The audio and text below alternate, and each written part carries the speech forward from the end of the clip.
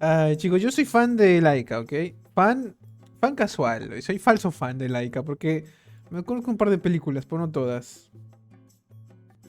Pero básicamente es la empresa, bueno, la productora de animación stop motion más reconocida del mundo. Ha hecho múltiples películas con stop motion y la Melodia, verdad siempre trae súbete. calidad. Dice tú ponlo voy a jugar Doom Eternal en lo mientras, Dios, guión bajo protija. pero déjame ahí. Así chicos que veamos. Sí, hizo Box Troll, sí, también creo que lo hizo. Creo que hizo un montón, Habría que ver cuál no hizo. ¿Cuál no hizo, güey? Porque Laika hizo un montón. Aviserpent 094. Dice no Oleigi, ese polvo blanco no es stevia, guión bajo perrotija, guión bajo perrotija, guión bajo perrotija. La verdad, si te viste Box Troll. No la vi entera. Recuerdo haberla visto una vez, pero no la vi entera. Veamos, chicos, el iceberg de Laika. ¿Habrá algo interesante? Primera parte, igual, una hora, güey.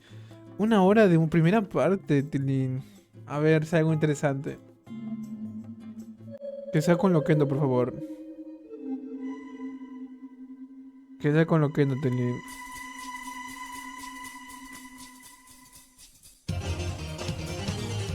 Laika.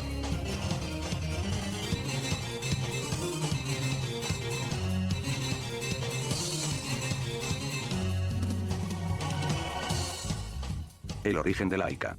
Se trata de un estudio estadounidense de animación stop motion que es muy conocido por películas como Coraline, Paranorman y Cubo y las dos cuerdas mágicas. Listo.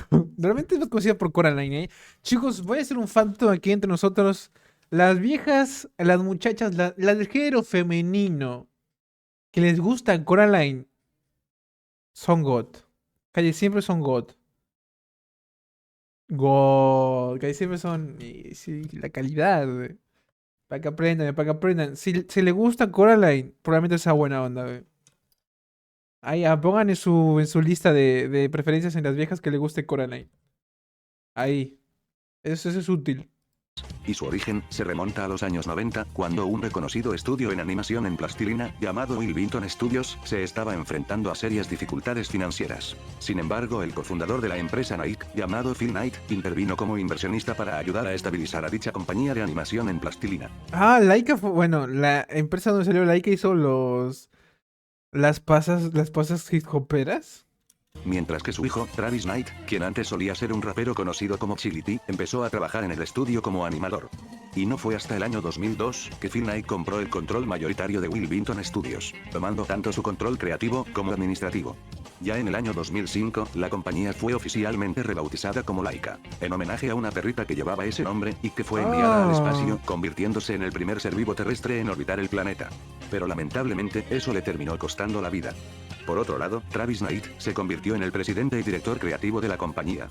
Además, Laika heredó la experiencia técnica de Wilmington Studios, pero con una visión renovada hacia la producción de largometrajes animados mucho más ambiciosos. Y desde que el estudio estrenó su primer Dios, largometraje, güey. Oigan, chicos, voy a ser honesto, güey. La animación stop motion de Laika es arte, güey. ¿Vieron cuando te dicen esto es arte y te muestran la película de los Minions y te cagas encima? O dicen esto es arte y te muestran Miraculous. Nah, eso no es arte. Esto es arte, güey. O sea, mira, cada fotograma tienes que mover el muñequito de plastilina. Bueno, no sé si es de plastilina, pero me entienden, ¿no? Cada movimiento tiene que ser planeado, cada fotograma lo tienes que hacer a mano, Tilín. O sea, yo veo eso y me... si vieras cómo se hace realmente, el trabajo que conlleva, las horas que lleva cada escena, güey. Te dan ganas de no vivir, de verdad. Suena tediosísimo, pero es arte cuando lo ves, güey. En pantalla es increíble. Y no solo Laika porque... No sé, bueno, no creo que fue Laika, pero... la película de Pinocho, de Guillermo del Toro, está hecho en stop motion y se ve muy bien, es espectacular. Espectacular, güey. propio llamado Coraline. Laika ha mantenido su compromiso Melodia, con historias súbete. únicas. Dice o cuando te dicen que una novela visual de dinosaurios furros es arte, guión bajo cringetija, guión bajo Ay, güey, mi cringetija. proyecto, güey. Ay, mi proyecto. Y una estética distintiva, consolidándose como un gran referente en la animación stop motion. Serie de Paranorman.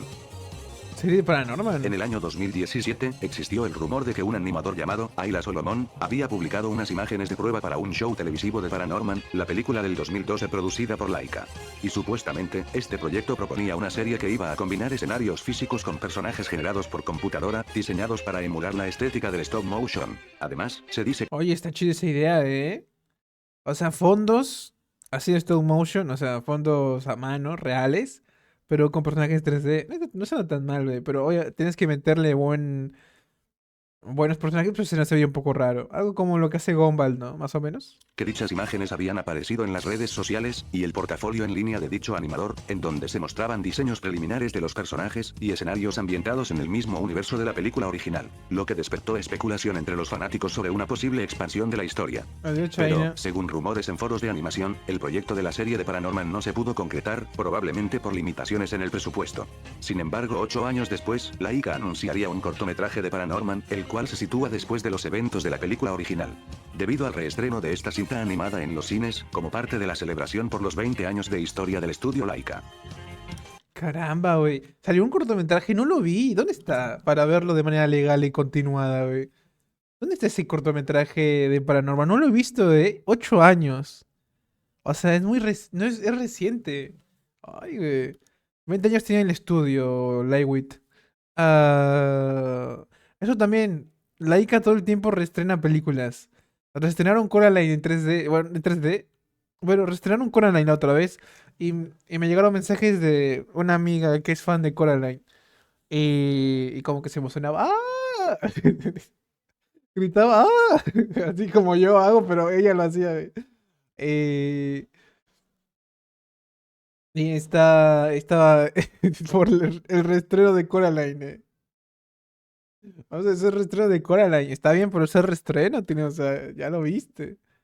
Sí fuiste a verlo. Yo vi Coraline, no en cine, pero ya la he visto. Pero si alguien me invita, podría ir, güey. Depende de que me invite, ¿no? O, si, o es una buena cita también. Bueno, una buena cita.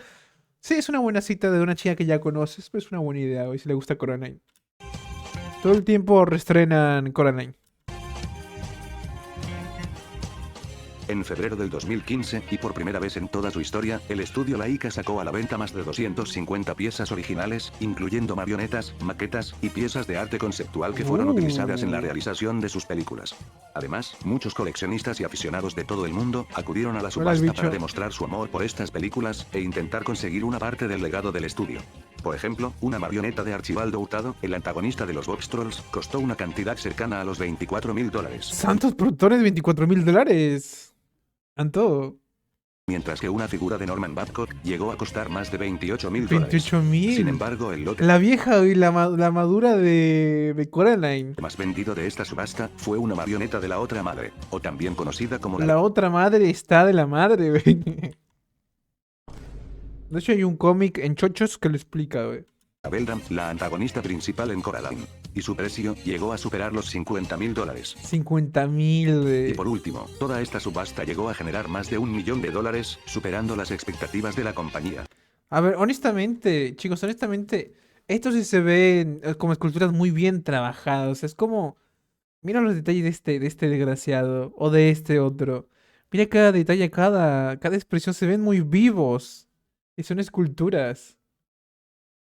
Bastante bien hecho. Y me gusta la otra madre y esta vieja también. Toda esta subasta llegó a generar más de $1 millón, superando las expectativas de la compañía. Pero, gran parte de las ganancias fueron otorgadas a The Art of Elysium, una organización que se encarga de promover el arte como una herramienta de cambio social. ¡Bu, bu!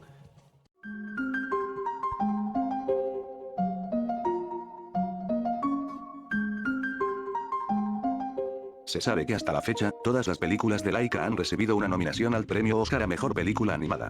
Pero ninguna lo Sí, ganó. ninguna Sin la embargo, en ganó. el año 2016, Laika recibió Igual es que lo tiene difícil. Voy a decir, chicos, un poco un facto doloroso. Laika es tremendo arte y creo que se tiene que valorar. Creo que está muy bien que se ha dominado siempre que haga una película porque hay que nominarla por el arte que es, ya de por sí, digamos. Pero, digamos que en cuestión de historia, el guión y así, no es la octava maravilla. O sea, honestamente creo que en cuestión de lo que es el arte de Laika y su calidad de guión y así, es muy superior su arte que el guión. O sea, no es malo, para nada es malo, pero no sé. Creo que hay películas animadas en ciertos años, no en todos años, que igual pueden superarla en ese aspecto. Y es por eso que creo que es difícil que gane. Por ejemplo, la última película de. Bueno, no sé si es la última, pero la película de esta muchacha que es asiática y el Yeti este. No tiene la mejor historia del universo, la verdad. Esperen, Estela me está hablando, güey. ¿Qué pasa con Estela? Esperen, chicos, me habla mi boliviana favorita. Bueno, la única boliviana que me queda, güey. ¿Qué pasa, Tilín?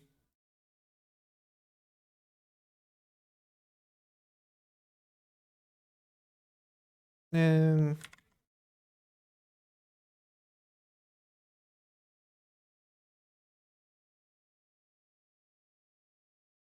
Ahí está, güey.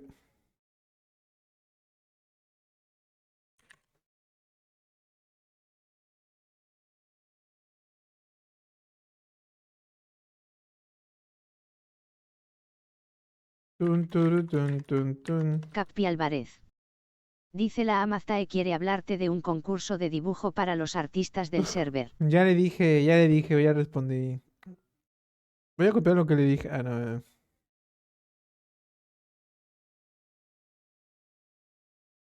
Ahí está, ya está. ¿Qué dice mi capitán? Hace rato que ella te hablaba y tú no le hacías caso a la pero estoy viendo esto y un ratillo nada más.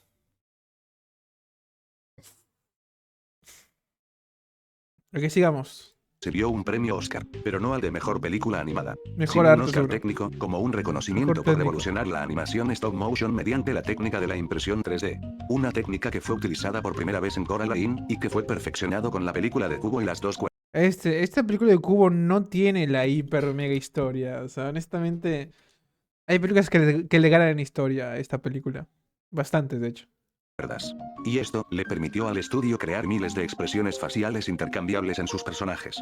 Y un claro ejemplo es el personaje de Kubo, el cual contaba con más de 11.000 bocas y 4.000 expresiones de cejas diferentes. Y Güey, 11.000 bocas y 4.000 expresiones de cejas diferentes, güey. Mira la cantidad de cosas que es para un solo personaje.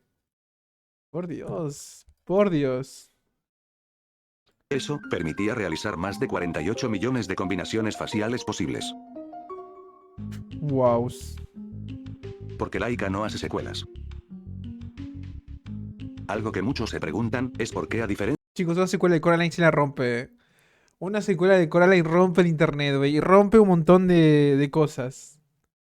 Imagínense Coraline 2, la puerta hacia el más allá, güey. O la puerta al noroeste. O la puerta al infinito. O Coraline contra los microcunianos. O Coraline contra los venezolanos ilegales de México.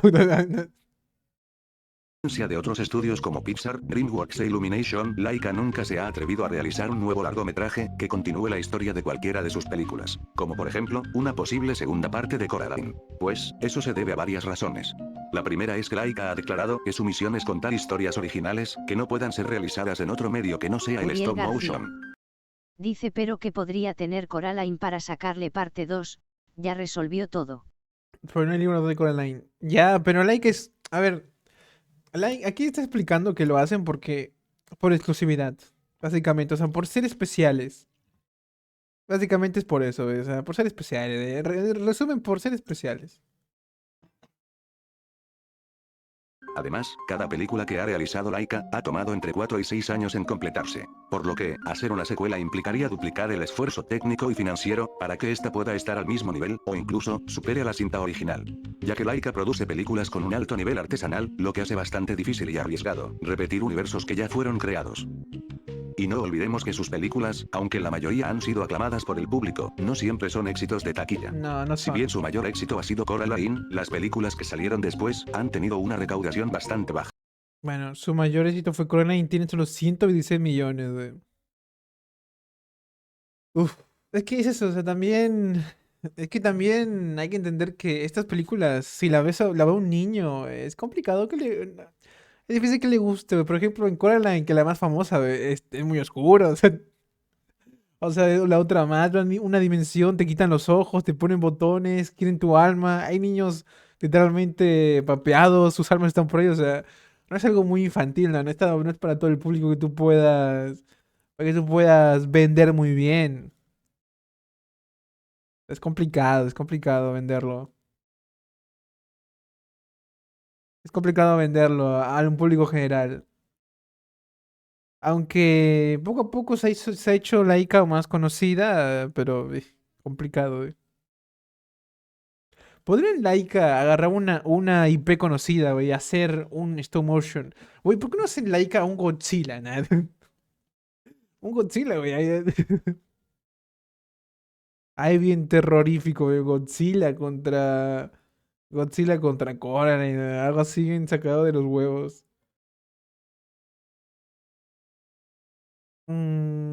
Estaría pensando uno, pero creo que no, no hay una IP que le iría bien el stop motion, creo que no. Puede ser con Tim Burton, algo relacionado con él, pero habría que sacar muchas cosas. Siendo hasta la fecha su última película lanzada en cines llamada El Señor Link, un gran fracaso en taquilla que le hizo perder a la compañía más de 100 millones de dólares. Es que claro, es que lo que dije. Pero a pesar del fracaso de esa película, Laika aún se mantiene a flote, y todo gracias a que el padre del presidente de la compañía es el multimillonario Phil Knight, y es quien le da apoyo financiero a este estudio. Por lo Es un estudio de nenes, de nepotismo. Al fin el nepotismo hace algo bueno, güey. El hijo del huevón este de Nike es el que tiene este estudio y le dan todo el dinero al fin. El nepotismo nos da algo de calidad. que Laika no depende de las ganancias en taquilla para seguir existiendo. Aún así, el estudio prefiere invertir en conceptos totalmente frescos que puedan atraer a nuevas audiencias, en lugar de depender de secuelas. Y también, que cada película suya tenga Miren chicos, una miren igual identidad este arte. O sea, película totalmente random que nadie vio, o que yo al menos, o que yo creo que ustedes no vieron. Miren el arte, güey. O sea, miren este arte, chavales. Parece fondo de PC de persona que es mamadora, güey. Este es el fondo de PC de crítico de cine de YouTube. única, tanto visual como narrativa.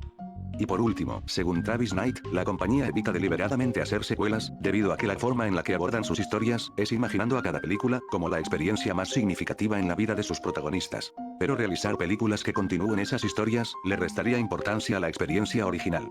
Y que por esa razón, no deberíamos esperar ver alguna secuela en forma de largometraje por parte de este estudio de animación, en un futuro cercano.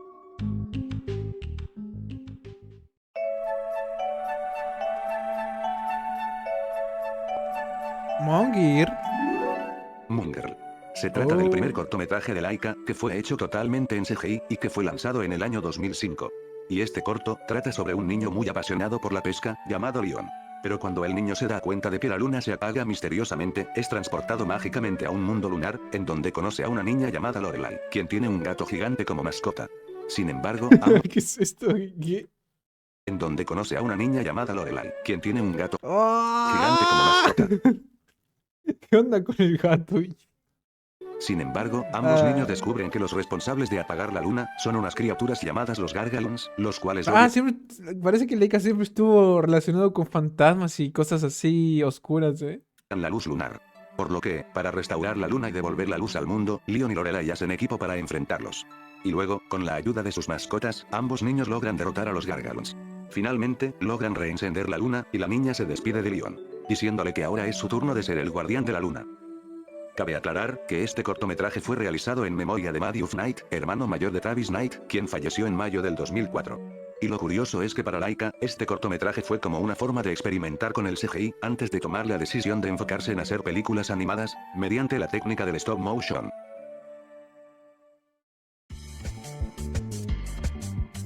Oh, Mitch Dawn. Mitch es un personaje de la película animada Este es Bender el volteado. Man, el cual, en los últimos minutos de la película, revela de manera sutil que es abiertamente gay. Y este momento, marcó un hito en la historia de la animación, ya que Mitch es considerado el primer personaje abiertamente gay, dentro de una película animada familiar, de un estudio muy importante como lo es Laika. Güey, más específico no hay, güey. O sea, el primer personaje gay, abiertamente gay, en una película animada familiar, de un estudio conocido como Leica, güey.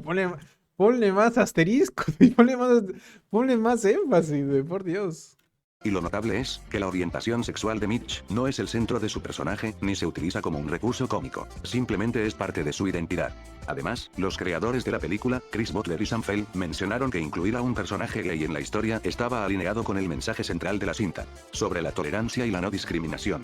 Y aunque en su momento este personaje generó cierta controversia, en la actualidad muchos lo consideran como un gran ejemplo de inclusión. Ese tipo me cae bien, güey. O sea, en la película de Paranormal es un pendejón. Parece un personaje ser un pendejón. Pero no es un pendejón desagradable. A eso me refiero. O sea, no es un pendejón como Patricio. O un huevón bien huevón. Así no. Era un tonto agradable. Y lo curioso es, que en junio del 2025, Laika finalmente reveló cómo es el novio de Mitch, algo que nunca se nos fue mostrado en la película. Se me ocurrió que podríamos ver una película alguna vez, pero no de terror. Eso me encantaría, Cady. Oye, vas a adorar a mi novio. Es fanático de las películas de chicas. Ahora, ¿ese es su doblaje? Yo recuerdo haberlo escuchado con otro doblaje diferente. Yo recordaba que su voz de este gobierno era como más torpe, como más grande, como "Ah, ja, ja, ja", algo así. ¿Es su doblaje? Hace tiempo que no veo Paranormal, Yo recuerdo ver su doblaje diferente, pero bueno. Yo tenía un redoblaje para las plataformas digitales, mierda. Me gustaba más la esencia del doblaje original. Bueno, original, el primer doblaje que hubo. En el año 2023, Laika, el estudio reconocido por sus películas en stop motion, ha expandido su enfoque hacia el cine de acción real, mediante la creación de una división específica conocida como Laika Live Action, la cual tiene como objetivo producir películas y series originales de acción real y de alta calidad. Y aunque Laika aún no ha estrenado ninguna película en este formato, actualmente tiene varios proyectos en desarrollo, tales como Seventeen, la adaptación de una novela centrada en un asesino retirado que se ve obligado a regresar a su antigua vida. Y este será el primer largometraje live action de Laika. También están proyectos Ok, interesante, suena interesante. como Crumble, un guión original escrito y dirigido por Brian Duffield, junto a los productores Phil Lord y Chris Miller, conocidos por su trabajo en películas como Lluvia de hamburguesas y Spider-Man Un Nuevo Universo. Imagínate, o sea, es como pasar de la cagada al diamante en bruto, güey. Nah, mentira. Igual Lluvia de hamburguesas para mí es una película más o menos, güey, más o menos. Más o menos, no me parece tan buena la primera. La segunda me parece un bodrio tremendo. Y la trama sigue a una pareja que busca romper una antigua maldición, llevándolos a aventuras alrededor del mundo. La cosa es, que estos proyectos reflejan la intención de Laika de diversificar su producción más allá de la animación, explorando nuevas narrativas y formatos en el cine de acción real. Sí, está bien la primera, pero no tanto.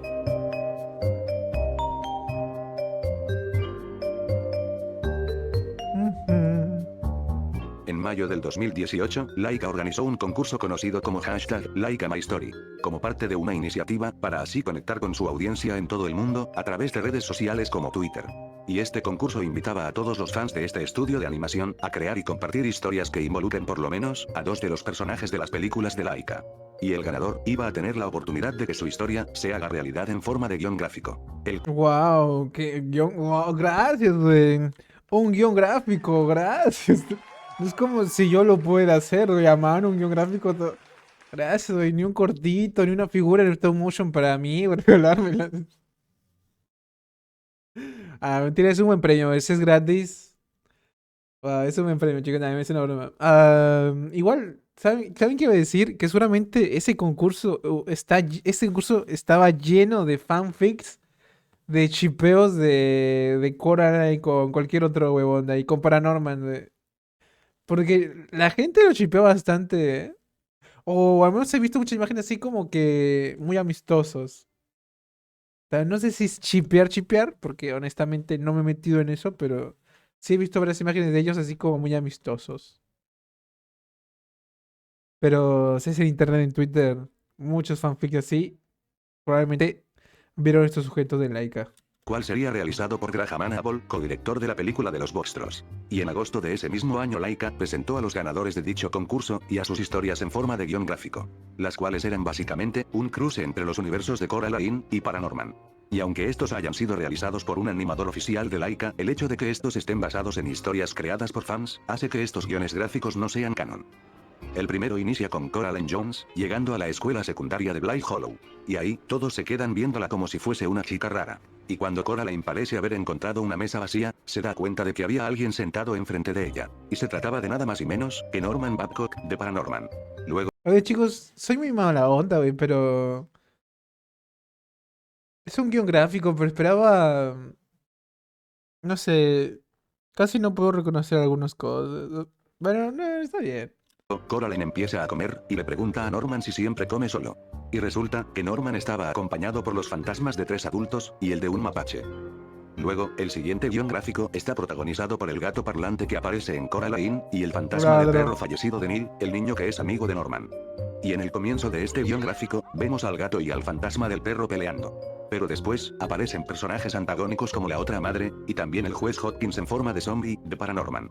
Sin embargo, ambos animales se asustan, y escapan del zombie y de la otra madre, provocando que estos dos choquen entre sí. Pero de repente, aparecen 3 ratones del circo del otro señor Bobinsky, quienes se roban tanto la cabeza del zombie, como los ojos de la otra madre.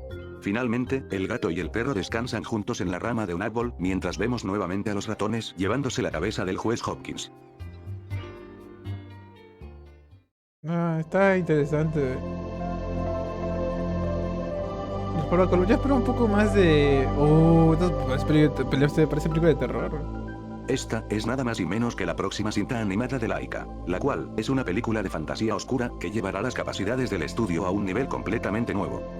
Cabe aclarar que el desarrollo de esta película comenzó en septiembre de 2011, semanas después del lanzamiento de la novela en la que se basa. Y a pesar de que Laika había producido el tráiler para este libro, fue debido a que el proyecto era sumamente ambicioso, que este no se anunció de manera oficial hasta septiembre del año 2021.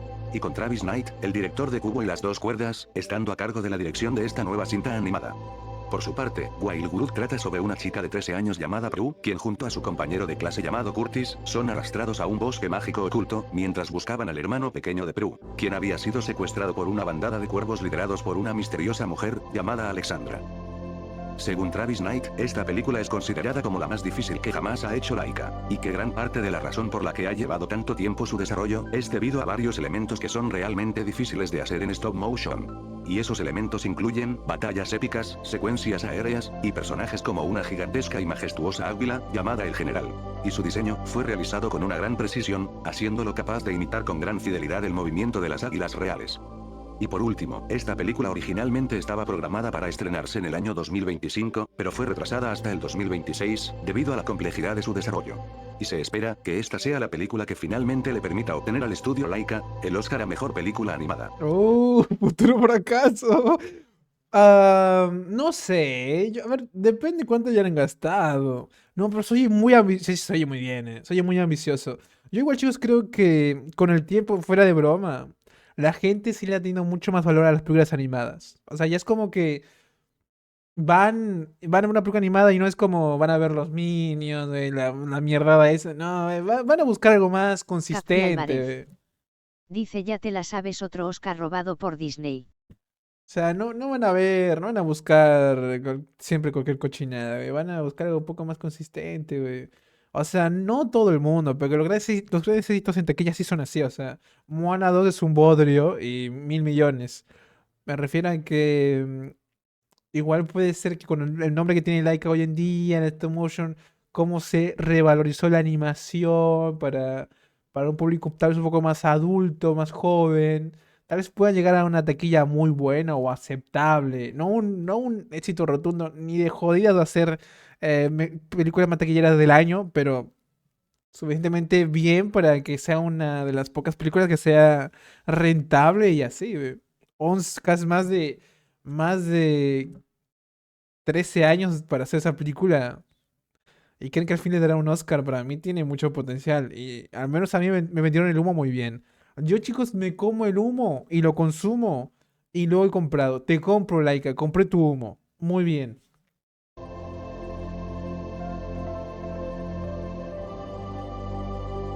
El cadáver de la novia. Esta es una película del año 2005 que fue producida por Tim Burton Productions y Laika, y distribuida por Warner Bros. Pictures. Ah, fecha por Laika. Ya decía yo. Bueno, coproducida, supongo. Ya decía yo. Y aunque Laika participó en la producción de esta película, su rol fue principalmente como un estudio contratado para proporcionar servicios de animación en stop motion. Además, en el momento de la producción del cadáver de la novia, Laika aún no había lanzado su primer largometraje propio, que es Coraline. Sin embargo, pese a que el cadáver de la novia no es una producción exclusiva de Laika, su participación en la animación de esta película fue muy significativa. Y por esa razón, esta película será considerada en los siguientes niveles del iceberg. ¿Qué película interesante el cadáver de la novia, eh? Digo interesante porque es una película que como que no es tan conocida de Tim Burton. Bueno, más o menos. Pero siento que no la mencionan mucho esta película, ¿eh? Y creo que merece mucha mención. Más que otras. Yo siempre pensaba que era algo, tenía algo que ver con el mundo de Jack. No, no tiene nada que ver, ¿eh? Yo siempre pensaba que tenía algo que ver con el extraño mundo de Jack, pero realmente no, no tiene mucho que ver. De hecho, no tiene nada que ver.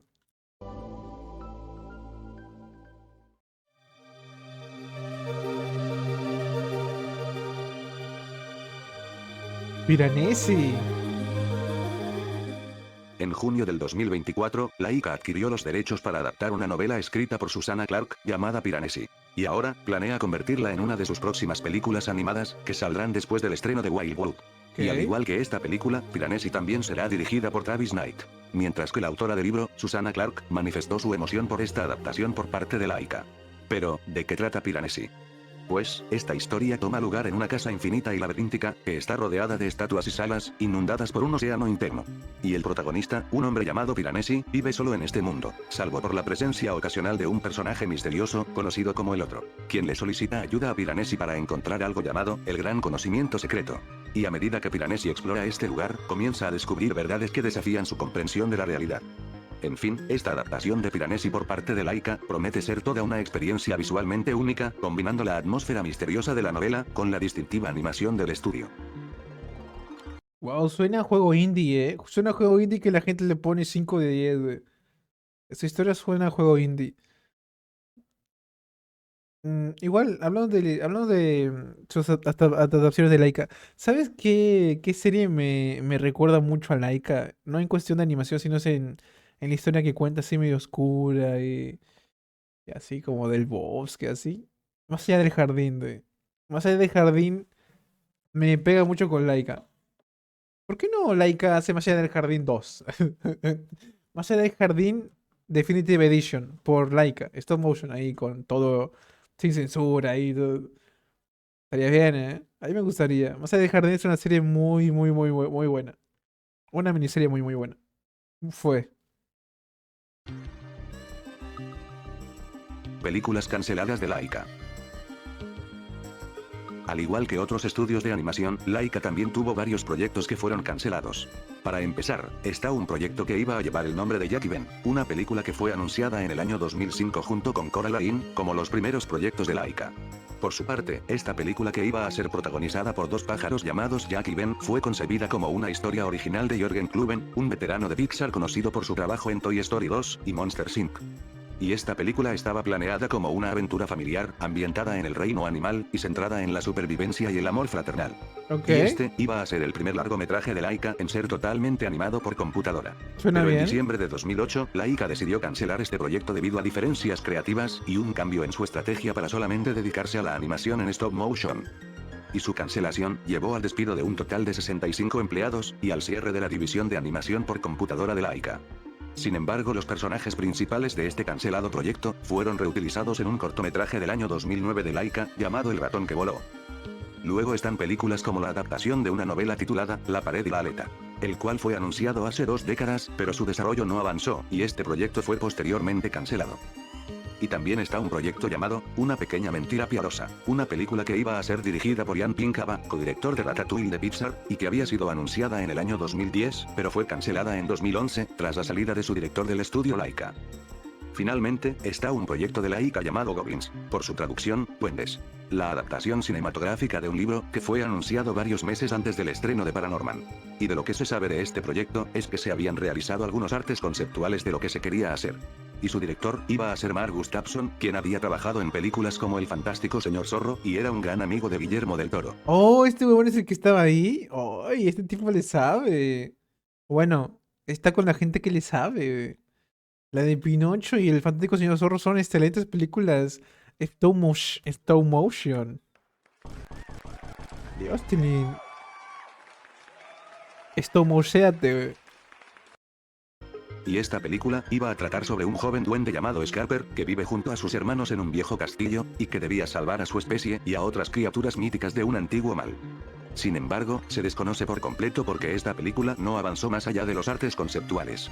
Y el hecho de que lamentablemente su director, Mark Gustafson, haya fallecido en el año 2024, eliminó cualquier posibilidad de que esta película sobre duendes por parte de Laika llegue a ser realizada. Wow, qué mal. No sabía eso,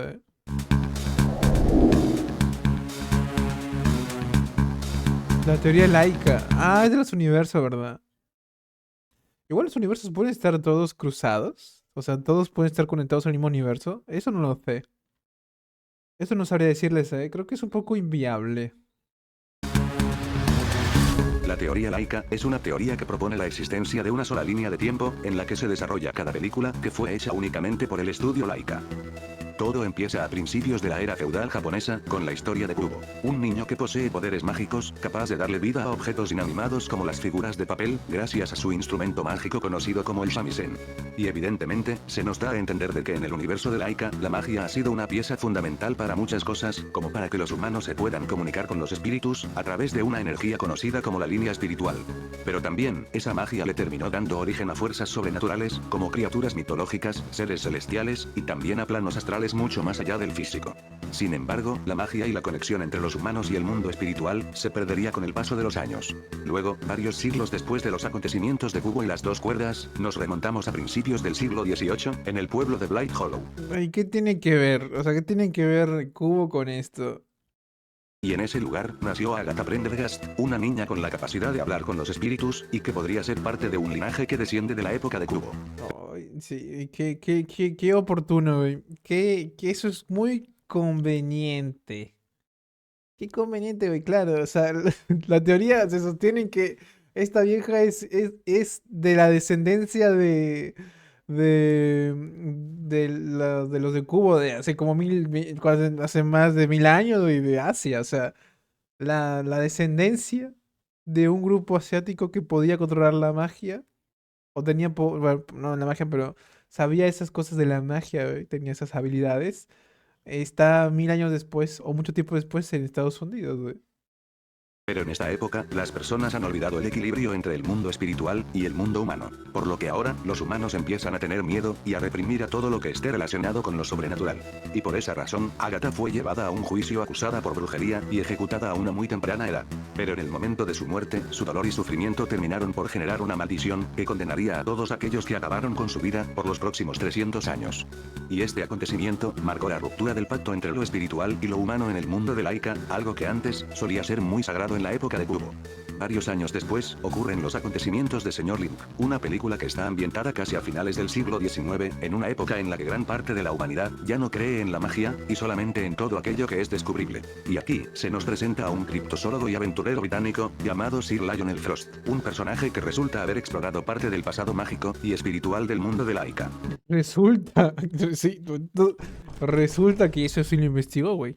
Como evidencia, está aquella escena en la que podemos ver que en uno de los cajones de su habitación se encuentran cosas como el recorte de un periódico, en donde se encuentra dibujado uno de los monstruos.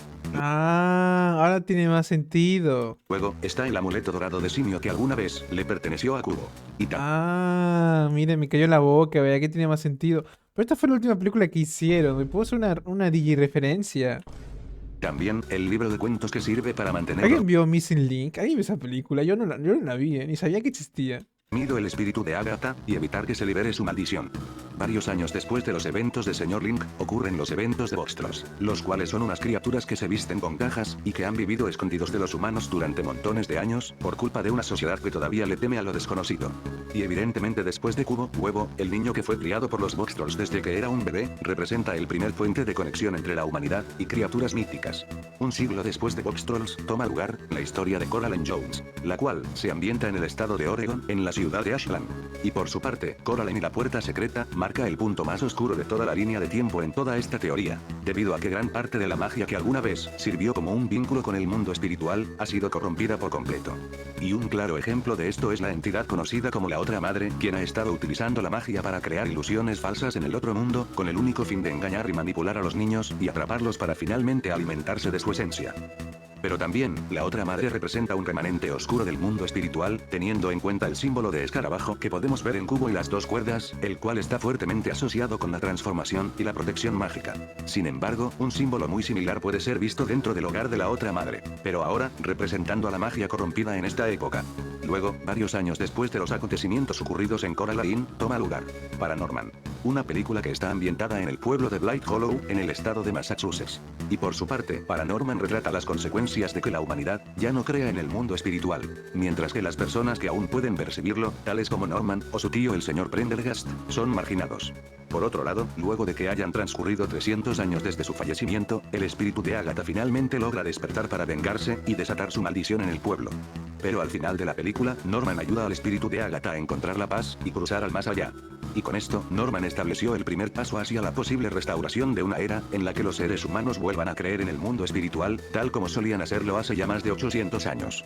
Y de esa manera es... No sé, no me convence tanto, Es como... muchos supuestos. La única prueba real es la de Missing Link del investigador con los de objetos. Pues después ni tanto. como Paranorman marca el fin de toda la línea de tiempo, en el universo de Laika.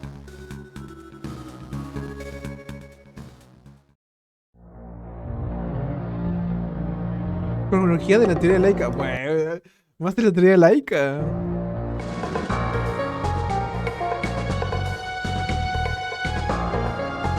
Siglo XIII, 1886, 1897, 2002, García Álvarez. 2012. Dice mira esa mamadota como la teoría Pixar los guiños los ocupan para conectar las películas pero de forma muy pedorra.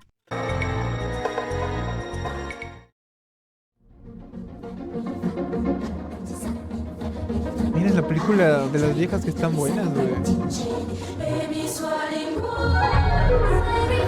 Ah, vamos al nivel 2 recién ahora. Tardamos un chingo. Coraline, en los Box Trolls. Durante los últimos minutos de la cinta animada titulada Los Box Trolls, durante el momento en el que Willy está narrando la historia de cómo ocurrió la muerte de Archibaldo Hurtado, se puede ver por unos segundos a un Box Troll que tiene el siguiente sello en su caja: botones, Coraline y compañía. Y esto hizo que se crearan múltiples teorías acerca de una posible conexión entre los universos de Coraline y el de los Box Trolls.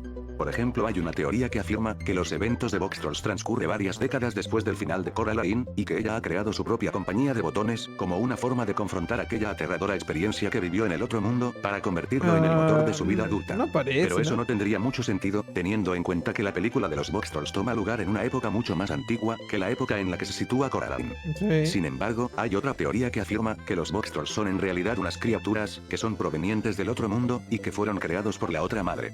Pero eso tampoco tendría mucho sentido, No. debido a que en el libro en el que se basa la película, se da a entender que la Otra Madre es incapaz de crear cosas y que solo puede modificar lo que ya existe. Pero, lo más probable es que la Ya te refutaron la teoría, ¿por qué lo siguen replicando? persona cuyo nombre está escrito en la caja no se trate de la Coraline que todos conocemos, sino que en realidad, se trate de un antepasado familiar, una mujer llamada Coraline que existió en aquella ciudad que vemos en la película de los Box Trolls, y que tenía una empresa de botones que en algún momento colapsó y se perdió en el tiempo. Pero su Pues sí, güey, pues eso tendría más sentido que posiblemente es una referencia ya. nombre sobrevivió en su linaje familiar hasta el nacimiento de Coraline Jones.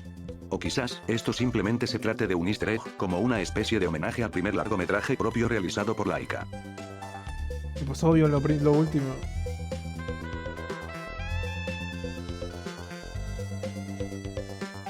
Durante el desarrollo de Paranorman, se descartaron varias escenas por parte del equipo de producción, pero que fueron incluidas en el Blu-ray de la película, como contenido adicional. Para empezar, está una secuencia alternativa de aquel segmento en el que Norman camina hacia su escuela, mientras habla con los fantasmas del pueblo. Y originalmente, esta secuencia era mucho más extensa, y nos mostraba una mayor cantidad de fantasmas, que en la película que terminamos viendo. Por ejemplo, se nos muestra al fantasma de un cartero, con el fantasma de un perro adherido a su cabeza. Y también se nos presenta a Linus, el fantasma de un anciano sin hogar, con una botella incrustada en su ojo. Luego está una escena eliminada, en la que veríamos al señor Prendergast persiguiendo a Norman y a su amigo Neil, en distintos lugares del pueblo. Primero, los empieza a acechar desde la ventana de la casa de Norman, pero huye cuando la hermana de Norman lanza un grito al darse cuenta de su presencia.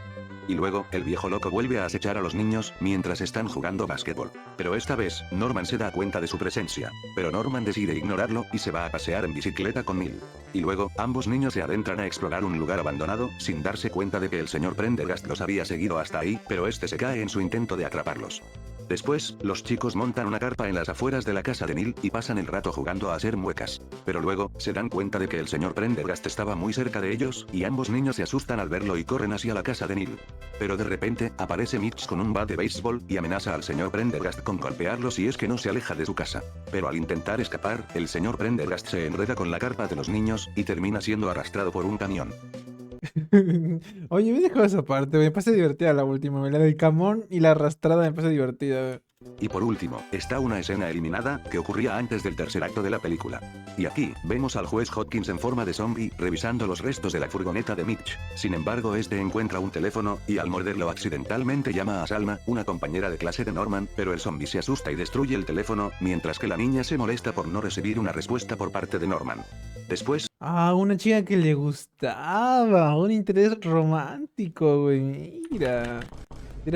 ¿Cómo sabes eso? Yo lo deduzco. Era un chiste, de corazón lo sacaron porque Norman tiene que verse como un tremendo perdedor, güey. Por eso lo sacaron, güey. Ahí se vería como alguien no tan desagradable para la gente y ahí no, güey. Tiene que verse como un tremendo perdedor. Por eso lo sacaron. Tiene sentido, güey. vemos a Norman bastante confundido por la ausencia de los otros fantasmas, desde que despertó el espíritu de Agatha.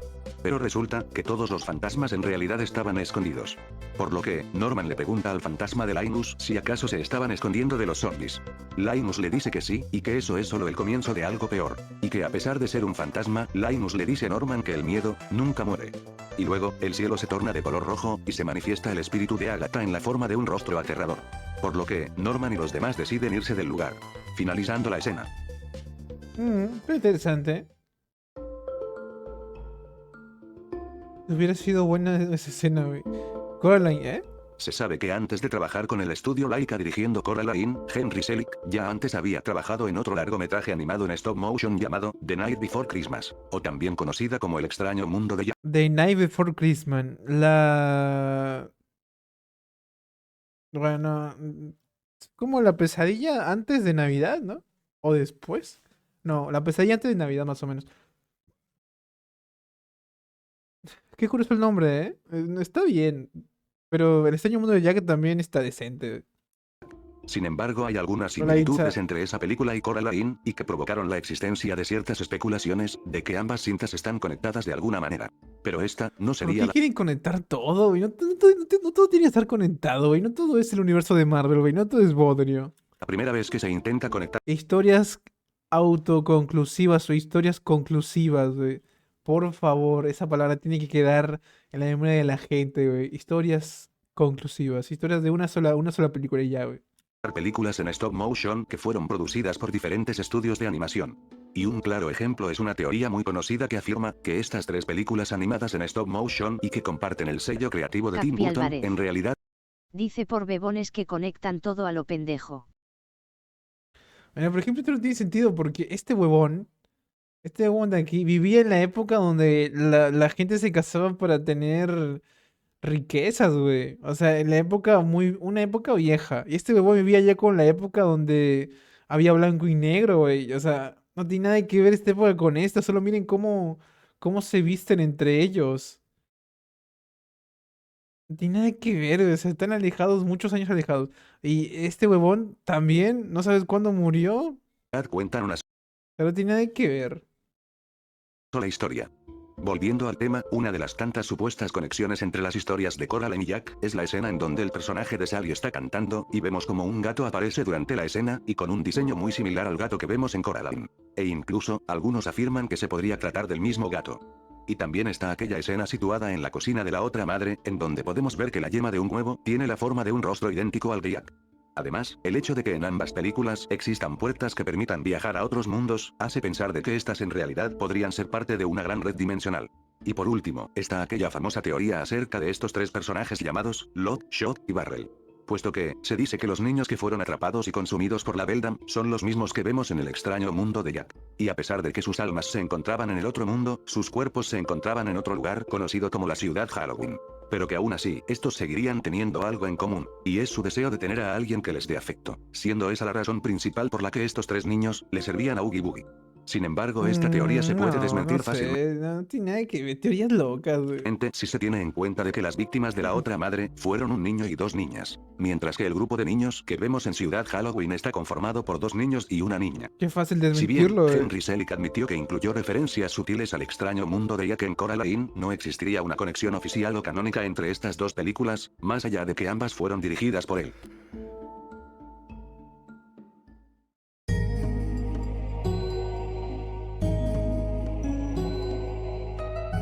Esta es una teoría de Cubo y las dos cuerdas, la cual explica la ausencia de la esposa del personaje de Raiden, el Rey Luna, debido a que nunca se nos menciona explícitamente en toda la película sobre quién pudo ser ella y en dónde está.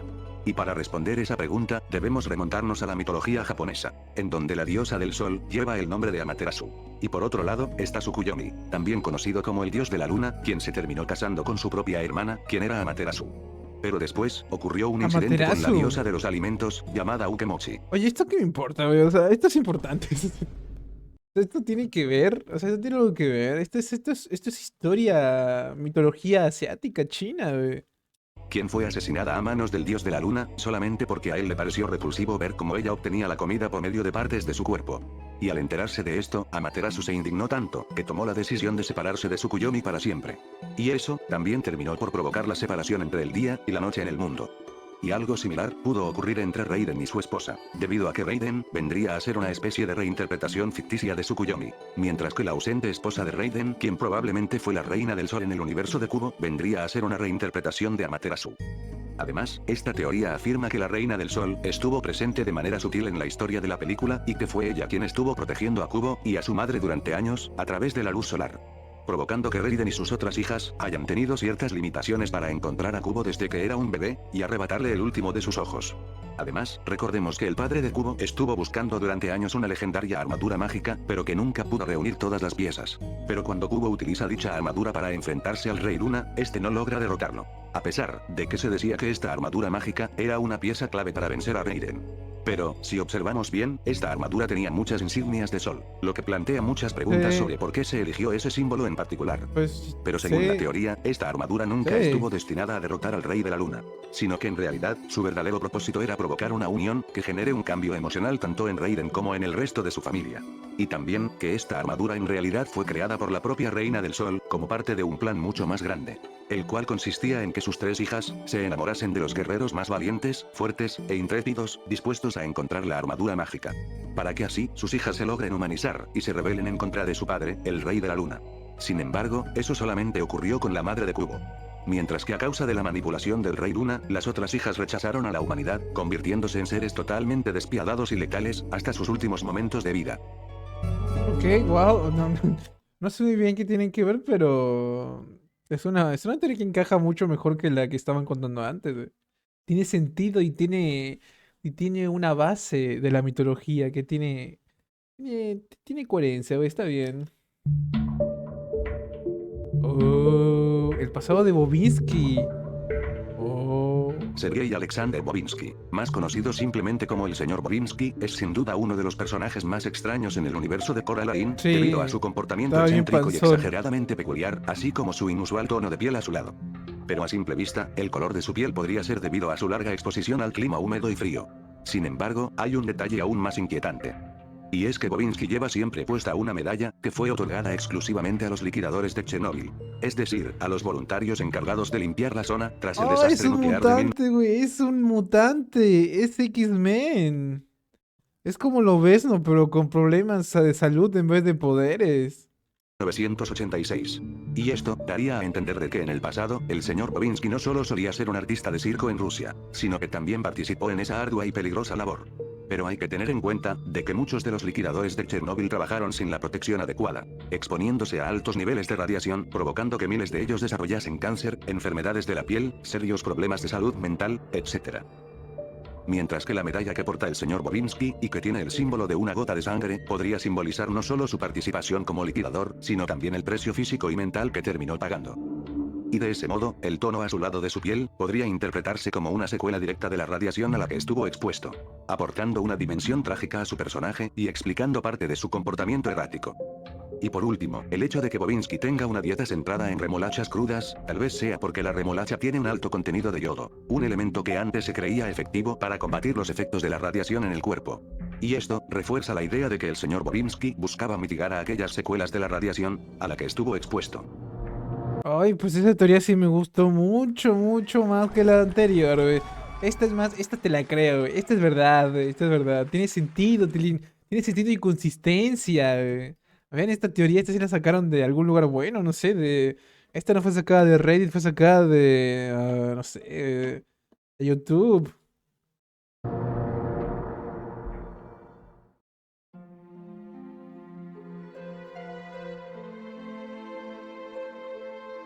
Era una Evaglor, no sé qué es, güey. Una de las teorías más conocidas del cadáver de la novia, es aquella en donde se afirma de que el personaje de Emily, en realidad fue la primera hija de los padres de Victoria. Es decir, el señor y la señora Everglot. Y la teoría cuenta, de que Emily provenía de una familia con mucho dinero, y que era una joven bastante apasionada y hermosa. Pero, un día ella conoció a Lord Barkis, quien era un hombre pobre pero encantador, y ella se enamoró perdidamente de él. Sin embargo, los padres de Emily no estuvieron de acuerdo de que ella contraiga matrimonio con ese hombre, debido a su falta de fortuna. Así que este la convenció de fugarse con él, para comenzar una nueva vida juntos. Por lo que Emily decidió abandonar su hogar, llevando puesto un vestido de novia que perteneció a su madre, junto con las joyas de su familia. Pero, tras esperar durante un tiempo debajo de un roble en plena oscuridad, Lord Barkis apareció para acabar con la vida de Emily. Y luego, este Oh. robó y huyó con todas las joyas que ella tenía en su posesión, para luego dejar su cuerpo abandonado en el bosque. Mientras que los Everglots se sintieron traicionados y muy avergonzados por lo que su hija había hecho. Y en lugar de buscarla, ellos simplemente decidieron olvidarse de ella. Sin saber que su hija había tenido un destino bastante trágico a manos del hombre que le había propuesto matrimonio. Y como Barkis había convencido a Emily de llevarse las joyas de la familia, fue lo que desencadenó los problemas financieros de los Everglot. Por lo que, ellos necesitaban otra oportunidad para recuperar su estatus social y económico. Y con el tiempo, ellos terminarían teniendo otra hija, a quien llamaron Victoria, quien fue considerada su salvación, ya que su plan era que ella se casara con alguien perteneciente a una familia con mucho dinero, para que así ellos puedan restaurar su fortuna. Además, hay una escena en la que Victoria menciona que aunque había un piano en su casa, su madre no le permitía usarlo, con el pretexto de que eso no era apropiado para una dama, y que era algo que desbordaba pasiones. Y teniendo en cuenta que Emily tenía una gran habilidad para tocar el piano, daría a entender de que eso era una de las pocas expresiones de pasión que ella había tenido permitidas en vida. Pero la señora Everglot no permitiría que Victoria siga a los mismos pasos de su hermana mayor. Sin embargo, hay algunos puntos en los que la teoría falla. Sí, el primero es que no se parecen en nada, no tienen nada que ver. Y los tiempos no sé qué tan buenos serían. Porque claro, si tuviese sentido que esta señora, o bueno, que esa es su hija, digamos que tiene 20 años o 18 cada una, ¿no? Vamos al límite ahí. Significaría que estos señores tuvieron, digamos, a los 20 años una hija. Y hasta los 30, a los 38 esta se muere, digamos, porque se va a casar y así. Bueno, se va a casar, se quería ir con alguien. Tendría que tener otra hija después, a los 38 años o a los 40. O sea, como que los tiempos no dan, ¿no? O sea, no sé. Estos señores se ven mucho más viejos. Y además, es verdad, güey, o sea, además el que la asesinó primero, que el conde ese tenía que ser mucho más viejo cuando busca casarse con esta otra chica. Y uno de ellos es que tanto el señor y la señora Everglot en ningún momento reconocen a Lord Barkis en toda la película, si se supone que él antes había sido el prometido de su primera hija. Y también cuando Emily llega repentinamente a la casa de los Everglot para encontrar a Victor, ella en ningún momento reconoce dicho lugar, si supuestamente fue la hija de ellos. Y al parecer, los Everglot siempre han vivido en la misma casa, debido a la presencia de los cuadros de varios de los antepasados de la familia. Sin embargo, en el guión original de la película, hay algunas cosas que fueron retiradas o omitidas para el resultado final, pero que quizás terminen por desmentir todo lo mencionado en dicha teoría. Y es que en el guión original de la película, se revela cuál fue el verdadero apellido de Emily. Y no era Everglot, sino que en realidad, era Merriman. Pero también, se revela cómo fue la muerte de Emily. Y es que Lord Barkis la había estrangulado hasta la muerte. Y que cuando transcurren los eventos de la película, ya habían pasado por lo menos, unos 8 años desde el fallecimiento de Emily. Y por lo tanto, Emily nunca estuvo relacionada a Victoria, ni mucho menos a los demás miembros de la familia Everglot. Tiene Y sentido. después de que aquel hombre que le arrebató la vida a Emily finalmente muere, ella decide renunciar a Victor para que él pueda casarse con Victoria. Y luego, Emily se transforma en un enjambre de mariposas azules, como un símbolo visual que representa la liberación de su tormento y su dolor. Y que tras varios años de sufrimiento, el alma de Emily finalmente pudo encontrar la paz eterna. Ok, eso tiene sentido para mí, güey. O sea, ¿qué fue esta teoría? Esto tiene más sentido, Tilín.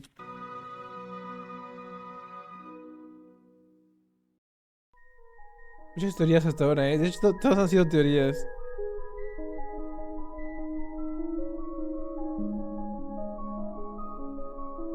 Coraline escapó al otro mundo. Otra teoría más. Una de las teorías más conocidas entre los fanáticos de esta película es aquella en donde se afirma de que en realidad, Coraline nunca logró escapar del otro mundo. Debido a que en el comienzo de la película, el vecindario en donde vive Coraline, se presenta con un tono gris, apagado y triste. Pero al final, ese mismo lugar luce mucho más alegre y colorido. Como si lo hubieran cambiado Pero porque salió el sol, eran días de lluvia, güey. Salió el sol, Tilín, salió el sol. mágicamente. Otro detalle inquietante es la escena en la que se muestra que la Beldam puede adoptar la forma de la verdadera madre de Coraline, y sin tener botones en los ojos. Además, se dice que el pozo antiguo también sería una entrada hacia el otro mundo, y que cuando Coraline lanza la llave de la puerta secreta en el pozo, ella sin darse cuenta le habría entregado la llave a la otra madre. Y por si fuera poco, cuando la película está a punto de terminar, se nos muestra claramente que este gato, que siempre tuvo un vínculo con el otro mundo, se desvanece misteriosamente detrás de un cartel, tal como solía hacerlo en ese lugar. Y por todo eso, muchos llegaron a la conclusión de que Coraline nunca logró escapar, y que al final todo fue una ilusión creada por la otra madre. Nah, no Ya que, creo. al darle una falsa sensación de victoria, Coraline bajaría la guardia, mientras que la otra madre, se alimenta lentamente de su esencia.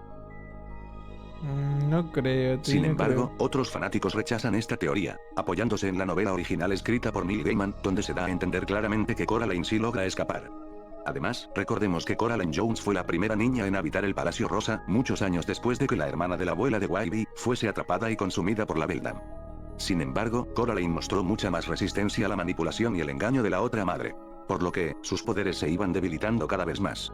Y eso queda en evidencia a medida que transcurre la película, cuando ella empieza a perder el control sobre sus marionetas, tales como el otro padre. Y también cuando vemos como el otro mundo se empieza a desmoronar, y cuando la apariencia de la Beldam cada vez se va deteriorando hasta revelar su verdadera forma. Y no olvidemos el momento en el que la Beldam lanza un grito desesperado, suplicándole a Coraline que no la abandone, porque se morirá sin ella. Y en ese estado, sería imposible para la Beldam volver a transformarse en la madre de Coraline, o crear una nueva realidad completa para engañarla de nuevo. Pero hasta ahora estas fueron teorías desmentidas. O sea, me diste una teoría y la desmentiste. ¿Esto realmente es necesario para tu iceberg link? ¿No hay algún void? ¿Un void? Y en cuanto al gato, su desaparición podría tener otra explicación, debido a que hay una escena clave en la que él dice que puede entrar y salir del otro mundo cuando le plazca. Entonces, eso da a entender de que este gato conoce muchas otras puertas, algunas tan secretas que ni siquiera la Beldam conoce. O tal vez, su desvanecimiento fue simplemente un símbolo de su naturaleza mágica, o una elección del director para cerrar la historia con un aire misterioso. Sin embargo, el hecho de que después de tantos años desde el estreno de esta película, los fanáticos debatieran durante un buen tiempo acerca de que si Coraline realmente pudo escapar del otro mundo, es algo que le agrega mucha más profundidad y misterio a esta inquietante historia. Está bonito, está bonito. El destino de Lord Barkis. Ah, esto no me acuerdo cuál era su papiada. Durante los últimos minutos del cadáver de la novia, después de que Lord Barkis muere a causa de beber accidentalmente de un cáliz de vino envenenado que estaba destinado a Victor, vemos como los muertos aprovechan de su estado moribundo para llevárselo. Y luego, escuchamos los gritos de Barkis hasta el momento en el que la señora Plum cierra la puerta, dejando Pues se lo, pues lo comieron vivo, güey. Le quitaron la piel y todo eso bien gore, güey. Lo dejan explícito, ¿no? Con un tenedor encima. A nuestra imaginación sobre qué es lo que le estaban haciendo ahí dentro. Sin embargo, existe una teoría que nos da un indicio de cuál pudo ser el oscuro destino de Barkis. Y es de que en realidad, los muertos se encargaron de devorarlo. Y que supuestamente, todos los habitantes del mundo de los muertos se encargan de comer a quienes fueron malvados y crueles en vida. Y lo que demostraría esto, es en el momento en el que vemos al general Von Sapar agarrar su espada como si estuviera a punto de cortar un trozo de carne. Y también cuando vemos a la señora Plum sujetando un tenedor, diciendo siniestramente que hay un recién llegado. Pues es Además, obvio. recordemos que la razón por la que Emily quedó atrapada en ese mundo es porque tenía asuntos pendientes en el mundo de los vivos, como su deseo incumplido de casarse con su verdadero amor. Lo que significa que los demás también tenían sus asuntos pendientes, y que en su mayoría, muchos de ellos también fueron asesinados, agraviados o insatisfechos en vida. Pero, mientras sus almas estaban atrapadas en ese lugar, los muertos también tenían otra función: juzgar a los recién llegados.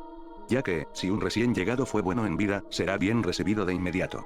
Y un claro ejemplo es cuando el cochero de la familia de Víctor muere a causa de un ataque de tos, y al ser arrollado por su propio carruaje. Y cuando llega al mundo de los muertos, él es bien recibido por los demás. Pero, cuando un recién llegado fue malvado en vida, se convierte en el banquete de los muertos. Y no olvidemos de que los Uy, habitantes de bien este Void. mundo no tienen ningún problema con consumir la carne de sus semejantes. Y eso queda en evidencia en el momento en el que están preparando el pastel de bodas, cuando los cocineros utilizan como ingrediente las cenizas de una persona, y también cuando la nariz de uno de los cocineros cae en la olla, y la señora Plum lo considera como un buen ingrediente para el pastel. Por lo tanto, es muy probable que numerosas almas oscuras Bien hayan Void. sido Hola Estelar, todo bien aquí, con frío viendo un iceberg de Laika. condenadas al mundo de los muertos solamente para sufrir el castigo de ser devorados. Y eso explicaría por qué ningún habitante del mundo de los muertos da indicios de haber sido un criminal o un asesino. Todos los habitantes actúan como personas generalmente buenas, Me que gusta viven esa en un teoría, lugar me gusta esa vibrante, teoría, colorido güey. y lleno de alegría. Y evidentemente, los crímenes de Lord Barkis lo marcaron como un objetivo para los muertos. Y sus sonrisas malvadas al impartir justicia en él, daría a entender de que esta no sería la primera vez que un alma oscura corre ese destino. Y Me esto gusta esa eliminaría teoría, cualquier Tela. necesidad de que en el universo del cadáver de la novia, exista el infierno. Y que en lugar de arder en el fuego por toda la eternidad, el verdadero destino de las personas malvadas y perversas después de morir, es ser devorados por los demás muertos. Dios, Telín. Reacciona por 10 minutos sin decir Dios, güey. Está bien, Estelar, gracias por la donación, Telín, gracias por la donación. De minutos y decir Dios, güey. Bueno, igual hoy no lo he dicho, ¿no? Se puso Void. Al fin se pone Void. Gracias por la donación boliviana, Estelar.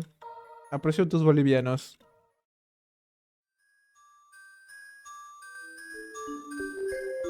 Y continúan. Oye, pues estuvo bien, ¿eh? Estuvo bien, Chan, estuvo bien.